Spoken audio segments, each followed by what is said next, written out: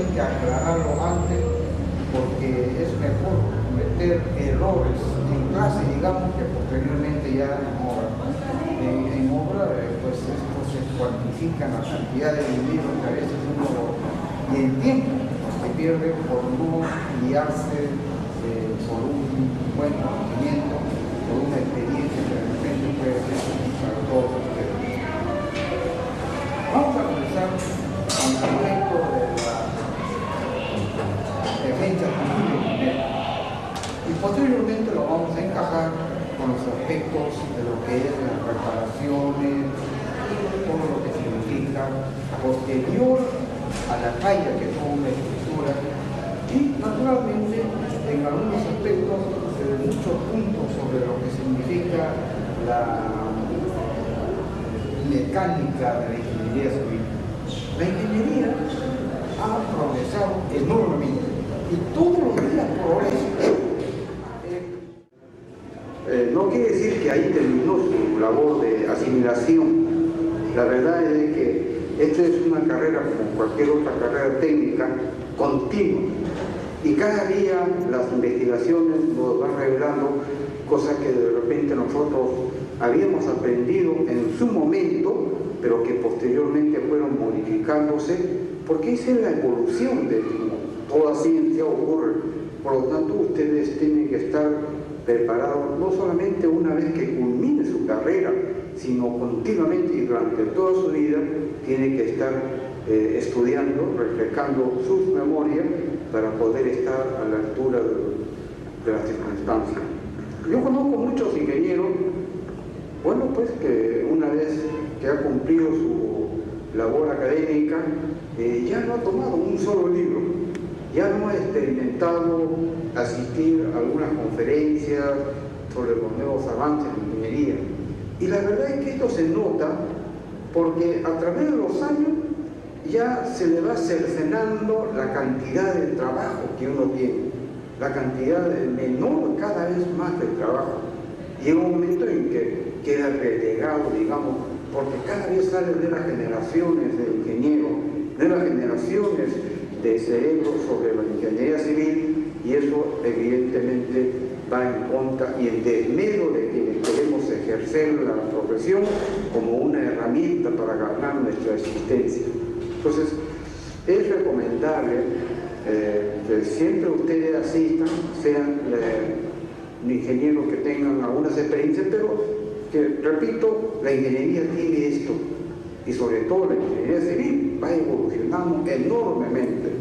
Yo hace 45 años que seguramente me he recibido de la Universidad Nacional de Ingeniería, y a pesar de que en mi época el curso como ahora era muy intenso, porque una de las carreras más difíciles es ingeniería civil, a pesar de todo eso, mis conocimientos quedaron obsoletos si yo lo comparo con la evolución de la actual ingeniería.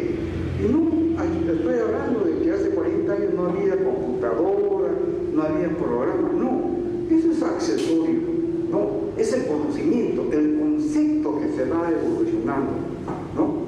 Entonces, la ingeniería civil tiene esta importancia de que cada vez somos más competitivos, y solamente van a permanecer como ingenieros civiles si es que se van capacitando a través de toda la época. Esto es muy importante. Bien,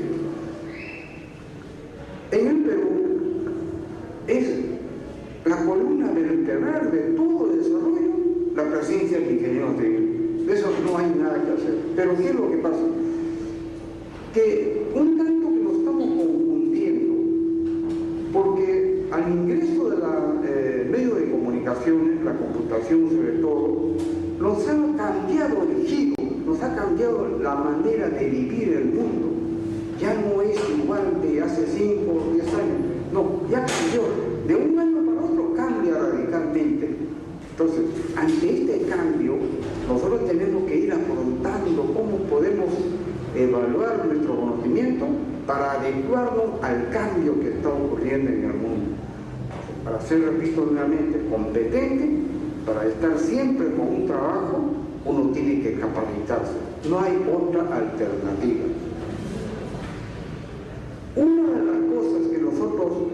estamos perdiendo vigencia es de que ya no tiene la ingeniería civil la fuerza que tenía hace 30, 40 años atrás, ¿no? Ahora los muchachos que salen de la secundaria se van a presentar, la juventud dice, bueno, pues electrónica, computación, esto es la carrera del moda, pero ingeniería civil ha quedado atrás.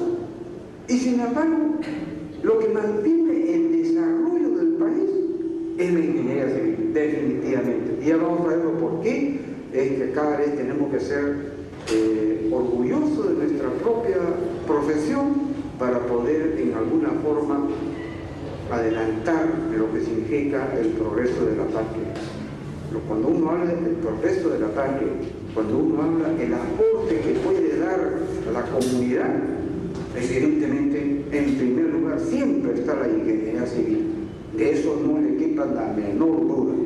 O sea que no confundamos por un hecho de que de moda está de otra profesión que seguramente tiene injerencia en el desarrollo, pero fundamentalmente es el ingeniero civil el que va a sacarnos de su desarrollo, el que va a llevarnos a un primer mundo. De esto no hay nada que discutir. Yo he estado viviendo buen tiempo en Japón, he podido estar en Estados Unidos, he podido vivir en otros países. Entonces, sí puedo decirle que en alguna forma he tenido la suerte de ver otro mundo y poder comparar y evaluar lo que es la ingeniería civil. Y dentro de esto, veamos por qué no funciona en nuestro medio la defensa civil. La defensa civil se creó luego del terremoto de Huaraz de 1970, donde hubo, como ustedes saben, 70.000 muertos, más o menos 20.000 y 50.000 desaparecidos, pero esto fue la catástrofe más fuerte del siglo XX. Entonces, a partir de eso, en el año 72, se crea lo que es la defensa civil en el Perú. Pero a pesar de que ya pasó más de 40 años, todavía seguimos con la misma rémora, la efectividad con la cual fue creada la defensa civil. ¿Por qué? Porque el mismo organismo de la defensa civil no ha estado y no está a la altura de las circunstancias de la modernidad. Porque si uno quiere ingresar como miembro de la defensa civil, y todos nosotros como miembros de la defensa civil, tiene que estar muy consciente de que por qué no funciona y qué es lo que nosotros podemos hacer. En primer lugar, la defensa civil en el Perú solamente acciona cuando ya ocurrió en la catástrofe, pero nunca antes, ¿no? O sea que la misión es ser bombero, ser un elemento de auxilio cuando ya ocurrió. Pero lo que seguramente los políticos, quienes son los que implementan el programa, no se dan cuenta de que si nosotros, que algunos de ustedes algún día van a ser seguramente autoridades, por cada sol que se invierta en defensa civil, se está ahorrando 100 soles de lo que significará invertir para levantar la ciudad luego de la catástrofe. Esa es la comparación. Más aún todavía, hoy en día en Estados Unidos, en el estado de California, donde hay pues la gran falla de San Andrés, todos los americanos saben y esperan que se viene lo que ellos llaman el Big One, el terremoto más fuerte en la historia de los Estados Unidos, un terremoto que va a sobrepasar la escala de Richter del 9. Eso ya se sabe, ya está establecido. O sea, el lugar en cualquier punto de California, la magnitud mayor a 9. ¿Cuándo? Ese es el elemento que no se sabe todavía, pero el que va a venir, inexorablemente va a venir, ¿no? Pues bien, ante este hecho de que va a venir un gran terremoto, el Estado, la comunidad de California, reunió a los científicos más renombrados del mundo para solucionar este problema. Y después de varios años de deliberación, llegaron a una conclusión. El Estado más poderoso de la Tierra, económicamente hablando, no podrá afrontar en forma adecuada lo que es el levantamiento del estado de California, puede ocurrir un terremoto, ese gran Big One, si no hace defensa civil ahora, si no hace prevención ahora. Esta es la conclusión, porque hoy en día la ciencia ya nos ha dado los conocimientos suficientes para decir que en el Perú, en cualquier punto de la costa, va a haber un terremoto muy fuerte. Eso ya todos lo sabemos. Inclusive sabemos la mecánica, cómo se va a desarrollar el terremoto. Sabemos las consecuencias de ese terremoto. Lo único que no sabemos, igual que los americanos, los japoneses, es cuándo. Pero de saber ya sabemos.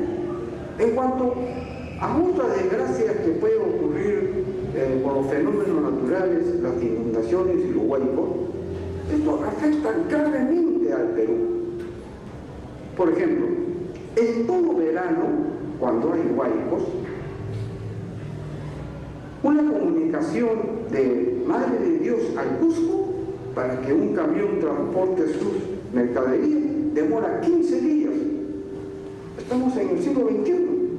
¿Y cómo puede ser que el transporte demore tantos días? Porque hay pues huaicos y esto se produce todos los años. Hace algunos días estaba leyendo en el periódico, decía que un campesino jalando su acera fue enterrada por un huaico que ocurrió en San Mateo. Es un distrito que está un poco alejado de la ciudad de Lima. Pero la noticia, ¿cuál era la noticia? Si todos los veranos el huaico arrasa. La noticia estaba en que esta noticia aconteció hace 100 años. En esa columna, lo que dice hace 100 años, estaba escrito que un huaico arrasó. Quiere decir que durante 100 años no hemos hecho nada los ingenieros. No ha habido participación de la ingeniería. Y hoy en día sabemos que el huaico es un proceso geológico vulgar que nosotros los ingenieros tenemos que afrontarlo. ¿Y qué cosa viene a ser el huaico? Cuando en una ladera del cerro se produce lo que se llama un ángulo de deslizamiento, y sobre este ángulo de deslizamiento viene la lluvia, entonces toda esta lonja de la ladera se viene abajo. Este es el huaico. Voy a explicarlo gráficamente.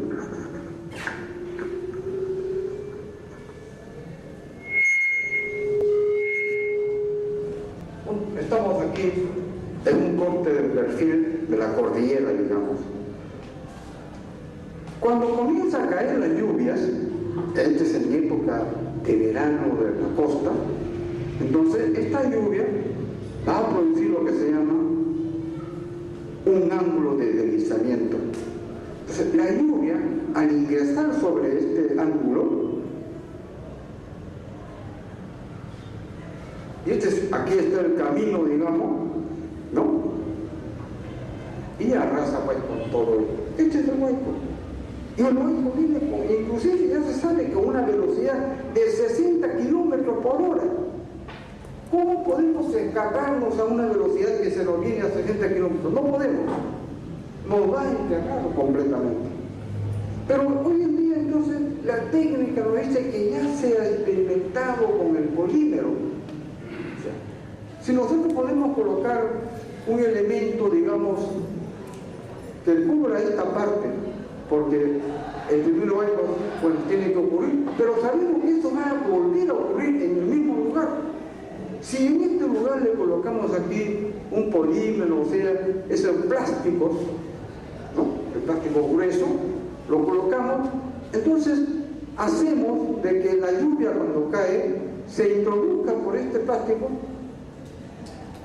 o aquí colocamos el plástico de acuerdo al si se ha acumulado el ángulo de deformación, para que el agua baje sola, pero que no arrastre la tierra.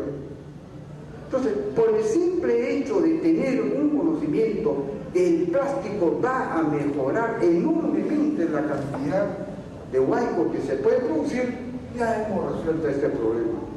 Pero repito, hace 100 años que está ocurriendo todos los años.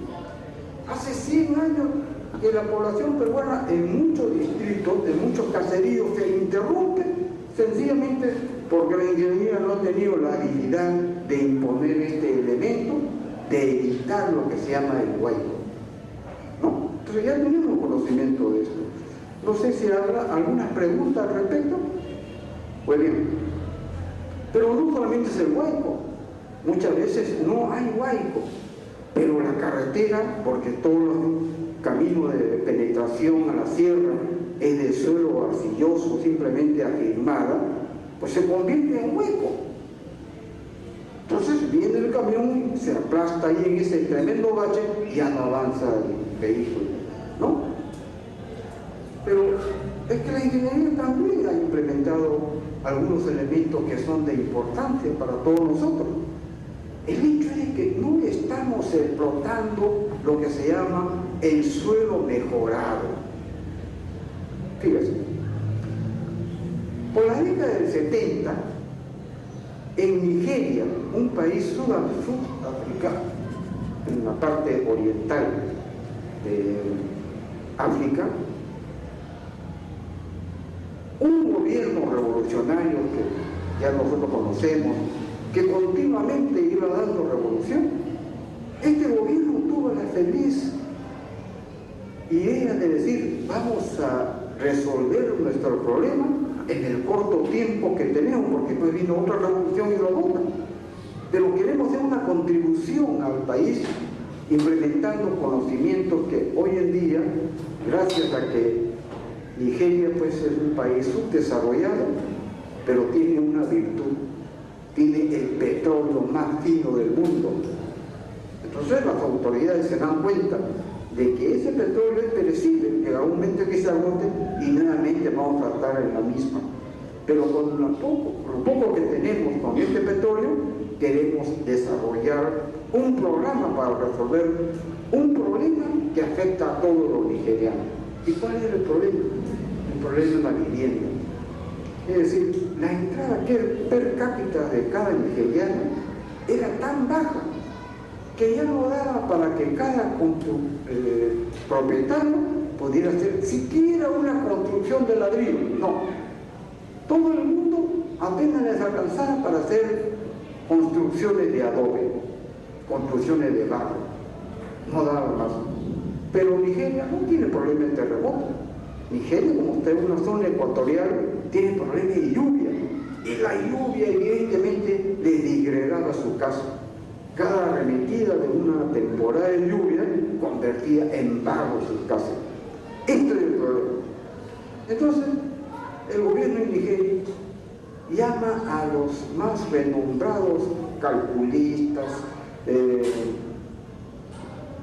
arquitectos, diseñadores, de todo el mundo, los mejores, y a una de estas, inclusive llama a los abogados, a los sociólogos, para que en Nigeria se resuelva el problema de la construcción de vivienda. Entonces, cuando van ahí los economistas, los abogados, todos los mejores elementos de la flor y crema del mundo, al final de 2 años de investigación, llegan a un acuerdo. Nigeria, por su poder económico, no puede construir elementos de concreto armado, ni siquiera de albañilería. Tiene que ser de adobe, definitivamente. Pero si esa es la condición de Nigeria, ¿cómo podemos hacer para que las construcciones no se disgreguen por las lluvias? Entonces, comenzaron a estudiar y de esto llegan pues informaciones de que en alguna época, en la Segunda Guerra Mundial, los aliados habían hecho una combinación de la arcilla, que es el suelo por donde simplemente se afirma, con una cantidad mínima de cemento. Pero para llegar a este conocimiento, naturalmente que comenzaron a experimentar con todos los elementos aglomerantes que tenía a su disposición en el siglo XX. Entonces, betún, le echaron petróleo, y al final digamos que el cemento era lo mejor que había, ¿no? ¿Y por qué el cemento? Porque la arcilla es un elemento impenetrable, o sea, es impermeable. Sin embargo, cuando la arcilla comienza a secarse, se producen rajaduras, ¿no? Ustedes han visto muchas veces las construcciones de adobe que están rajadas. Eso es por la contracción que se produce en el fenómeno de la arcilla. Pero si nosotros a esta arcilla, que es impermeable, le agregamos una dosis de cemento, entonces la relación intermolecular hace posible de que ya no se raje. Entonces, mantiene su impermeabilidad y no se produce este defecto de la rajadura.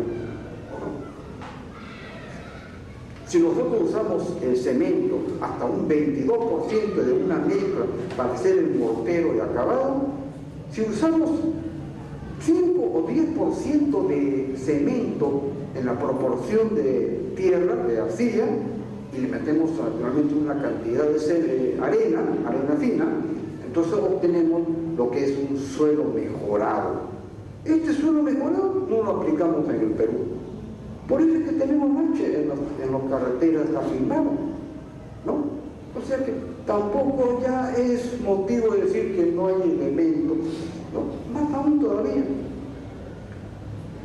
Si en Nigeria se hizo este gran avance, en otro tercer mundo, en Indonesia, se crea un elemento que es revolucionario.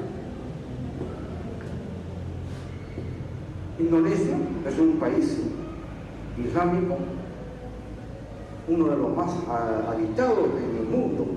Sin embargo, también su entrada per cápita es muy bajo y con el pecado de que ni siquiera tiene petróleo.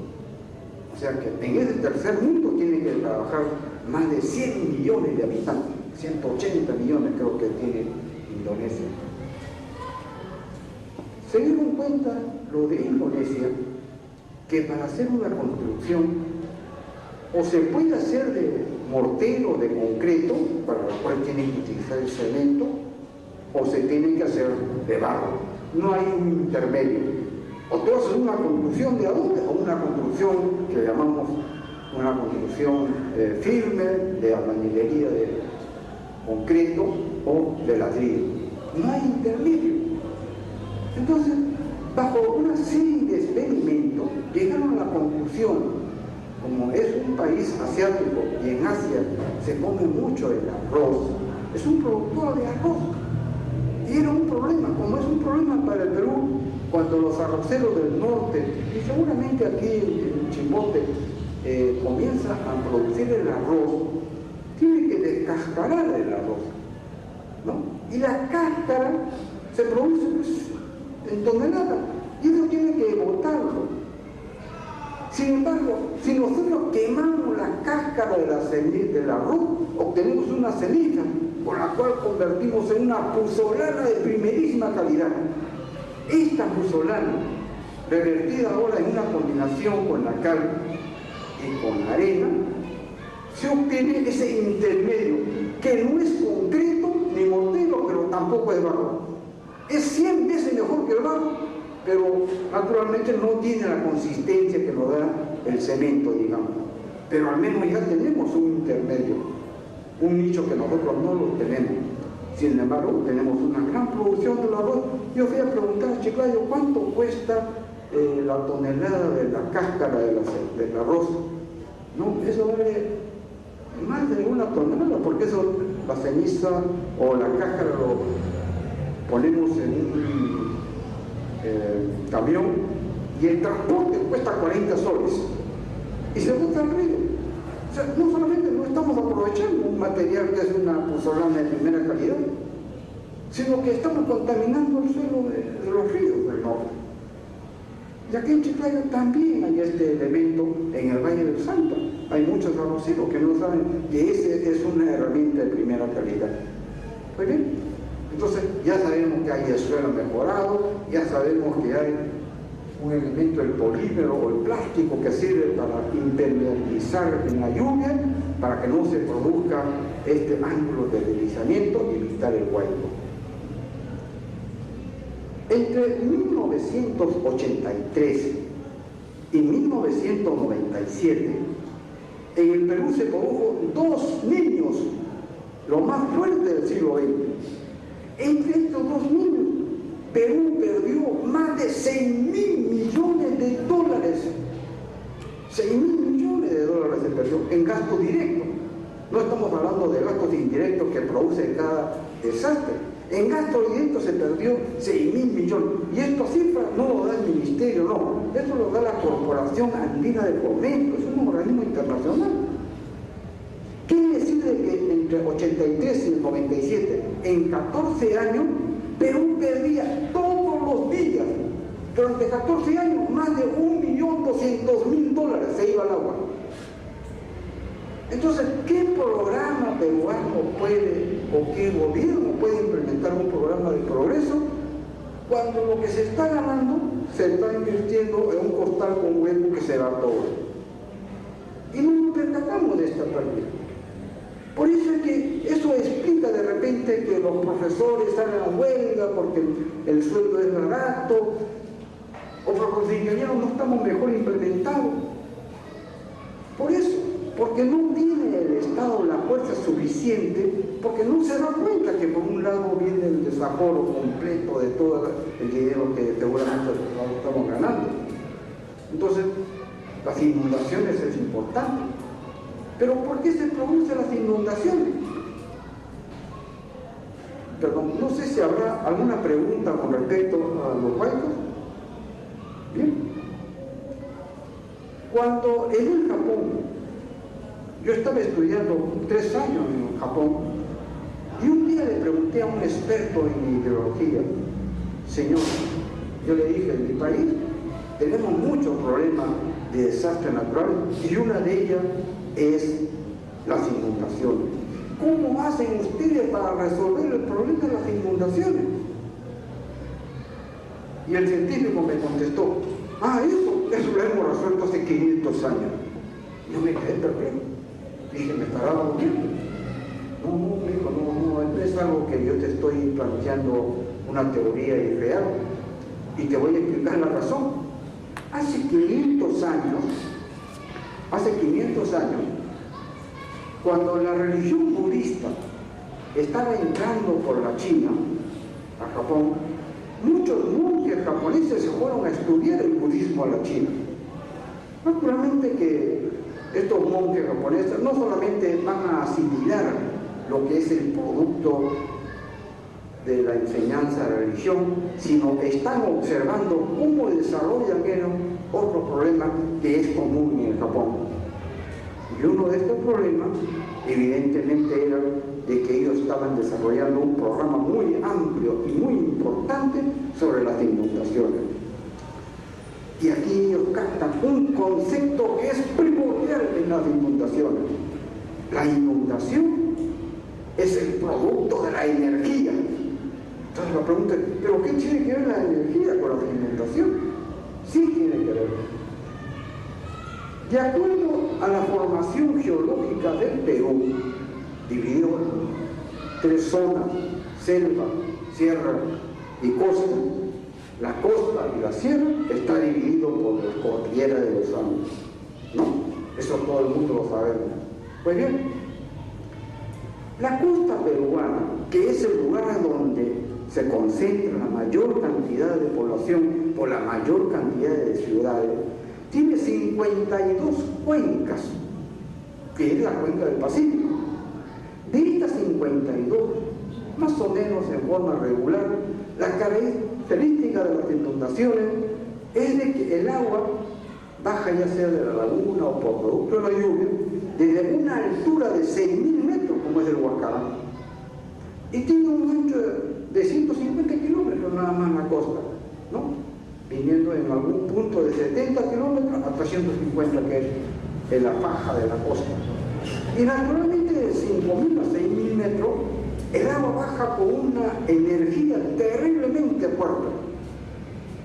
Esta energía es el producto de las inundaciones.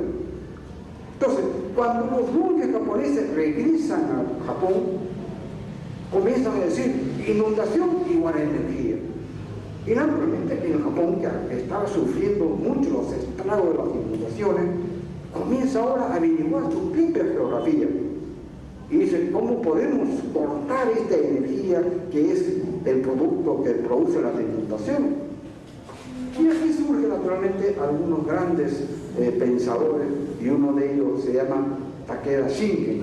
Takeda Shingen es un samurái de los miles de samuráis que había en su época. Sin embargo, Takeda Shingen pasa la historia. Cuando uno se va al Japón y recorre diferentes lugares del Japón, encuentra ahí el monumento de Takeda Shingen. Pero Takeda Shingen, ¿qué cosa era? Además de samurái, era pues un estratega, ¿no? Él sabía mucho de guerra. Y él dice, si el enemigo viene de las alturas, pues el primer ataque que yo le voy a dar antes que venga, le voy a cercenar del río que viene de la parte superior, las orillas, las hago, para que me inunde la parte superior de la cordillera. A mí no me interesa que inunde toda la parte del hierro peruano, digamos, en este caso. Lo que me interesa es que baje con menos intensidad, ¿no? Si a un río le abrimos dos puertas, dos canales, digamos, dos ramales, viene el agua de la parte superior y comienza a inundar los costados, pero el agua ya tiene menos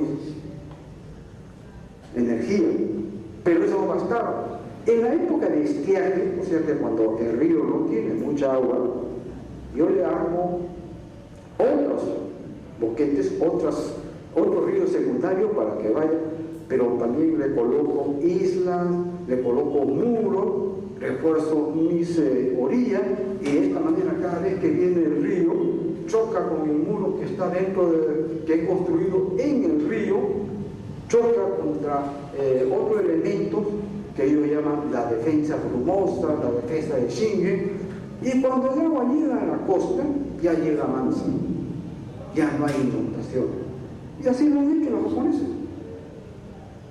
Hace 500 años que aprendieron la lección. Y sin embargo nosotros los peruanos nos damos el lujo de perder más de $1 millón diario durante 14 años. Y no podemos implementar un programa de defensa civil para las inundaciones. Esto es increíble, ¿no? Aquí en Chimbote, el río más caudaloso que hay en la costa peruana es el Santa, ¿no? No tiene el largo, digamos, de otro río, pero es el más caudaloso. Pues bien, cuando el río más caudaloso del Santa viene en la costa y arrasa, digamos, por la Camarca, por toda esta zona, produce inundaciones. Estas inundaciones han generado un fenómeno que ha cambiado la geología de Chimbote. Cuando uno ingresa desde Lima a Chimbote por el río La Camarca, ve ahí un pantanal. Ese pantano no existía antes del terremoto del 70. Ese pantano fue creado por el terremoto del año 70, el 31 de mayo. ¿Qué fenómeno ocurrió? Se produce lo que se llama el fenómeno de la licuefacción del suelo arenoso. Y ahí está pues el pantano, ¿no? Y después vamos a hablar de lo que es el fenómeno de la licuefacción, pero ahí está el pantano. Pues bien, si nosotros nos damos cuenta de que la Camarca se va a inundar, las aguas del Santa, que es la más caudalosa de la costa peruana, va a inundar muchas áreas, pues acudamos a otros elementos que también han desarrollado el